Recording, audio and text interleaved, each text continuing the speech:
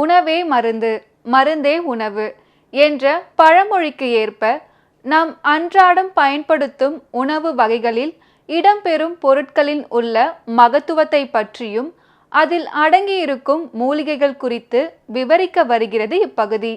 நலம் தரும் மூலிகை.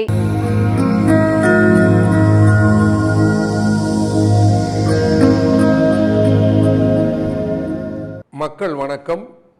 உலக தமிழ் அறிவாளிகளே, நலமுடன் பல்லாண்டு வாழ்வோம். புத்தம் புது காலை நிகழ்ச்சியிலே முந்தைய நிகழ்ச்சியிலே குறிப்பிட்டேன், அந்த அன்னபேதி செந்தூரம் என்று ஒன்றை ஆயுர்வேத சித்த மருத்துவங்களிலே இந்த இரும்பு சத்து கூடுவதற்கும் அதனால் ஹீமோகுளோபின் அளவு கூடுவதற்கும் உருவாக்கி இருக்கிறார்கள். அதில் இருக்கிற வேறுபாடு என்ன? அது எந்த வகையிலே வேதியியல் மருந்துகளிலே இருந்து வேறுபட்டு சிறந்து விளங்குகிறது? இது குறை சொல்லுவதற்காக சொல்லவில்லை, இருக்கிற நிறையை சொல்லுவதற்காக சொல்லுகிறேன்.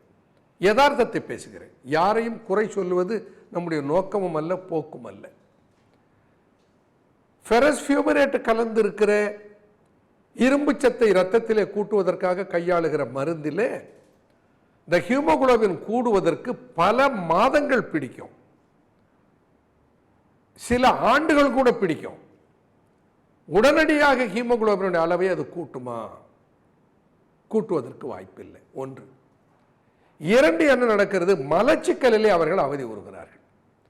குறிப்பாக பெண்கள் கருவுற்றிருக்கிற போது இந்த கருவுற்ற பெண்களுக்கு அவர்களுடைய குருதியை குழந்தை பகிர்ந்து கொள்வதனாலே the mother is sacrificing her own blood for the baby. தன்னுடைய குருதியை குழந்தைக்கு அவள் கொடை தருவதனாலே அவளுடைய உடலில் இருக்கிற குருதி சத்து குறைந்து அவள் அனீமியா என்கின்ற இரத்த சோகைக்கு ஆளாகிறாள். அப்போ அந்த இரத்த சோகையிலிருந்து விடுபடுவதற்கு அவர்களுக்கு இரும்பு சத்துள்ள மாத்திரைகளை மருத்துவத்திலே பரிந்துரை செய்கிறார்கள்.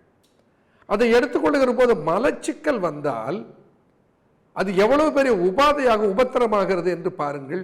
நாளைக்கு அது பிரசவத்திலே இருந்து இன்னும் பல்வேறு நிகழ்வுகளிலே அது வேறுபட்ட விளைவுகளை ஏற்படுத்துவதாக மாறிவிடுகிறது.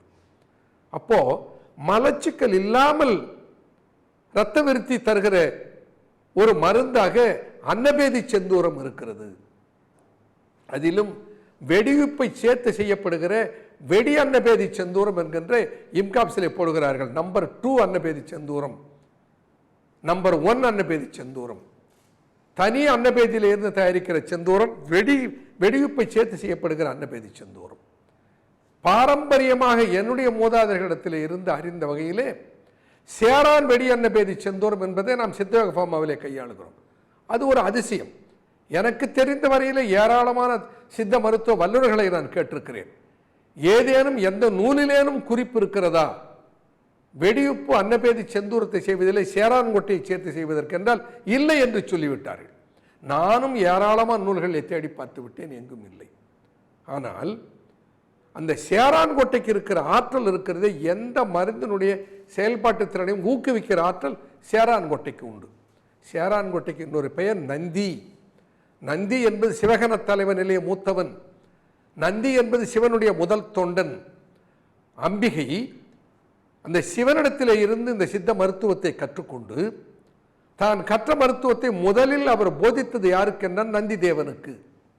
அந்த நந்தி தேவனுடைய பெயராலே இந்த மூலிகைக்கு நந்தி என்று பெயர். சேரான்கொட்டைக்கு இன்னொரு பெயர் என்னன்னா நந்தி என்று ஒரு பெயர். நந்தி மெழுகு என்று அதிலே மருந்து இருக்கிறது. சேரான்கொட்டை லேகியம் என்று இருக்கிறது. மகா வல்லாதி லேகியம் என்று இருக்கிறது. மகா வல்லாதி என்கின்ற பெயரும் இந்த சேரான்கொட்டையை குறிக்கிற பெயர். இப்படி சித்தர்கள் உருவாக்கி இருக்கிற மூலிகைகளிலே கண்டிருக்கிற மூலிகைகளிலே மிகச்சிறந்த ஒரு மூலிகை சேரான்கொட்டை. இந்த சேரான்கொட்டையும் சேர்த்து புடமிட்டு வெடி அன்னபேதி செந்தூரத்தை செய்து தருகிற போது மலச்சிக்கல் வருவதில்லை. அப்போ எவ்வளவு பெரிய ஆய்வு பாருங்க. எத்தனை ஆயிரம் லட்சம் பேர்களுக்கு கொடுத்து விட்டேன். யாரேனும் ஒருவர் மலம் கட்டுகிறது என்று சொல்கிறார்கள் என்றால் சொல்வதில்லை, மலத்தை கட்டவில்லை. அப்போ இரும்பு சத்தினுடைய இயல்பு மலத்தை கட்டுவது. அதனோடு சேர்க்கிற மூலிகை இருக்கிறதே, இந்த உத்தாமணி, குப்பைவேணி, நாயுருவி, பிரண்டை என்கின்ற மூலிகையினுடைய சாரோடு சேர்த்து சேர்த்து அரைத்து பாவனை செய்யப்படுகிற போது அந்த தாது பொருள்களில் இருக்கிற தகாத பண்புகள் அகற்றப்பட்டு விடுகின்றன. இதையெல்லாம் எப்படி கண்டுபிடித்தார்கள்? வியப்பாகத்தான் இருக்கிறது. அது எப்படி அப்படி மாறுகிறது என்பதெல்லாம் அறிவியல் உலகம் கண்டறிந்து மக்களுக்கு சொல்ல வேண்டும். இதிலே போட்டி பொறாமை என்பது இல்லாமல் மக்கள் நலத்தை மட்டுமே மனதிலே கொண்டு இந்த மூலிகைகளை எல்லாம் எப்படி கையாண்டு அதனாலே இருக்கிற தாது உப்பு பொருள்களில் இருக்கிற வேண்டத்தகாத பண்புகளை சித்தர்கள் அகற்றினார்கள்.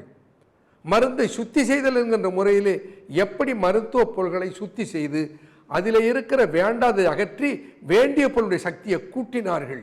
இதெல்லாம் மிகப்பெரிய அறிவியல் பொக்கிஷம். இவைகளையெல்லாம் நாம் தொடர்ந்து பார்ப்போம். நன்றி, வணக்கம்.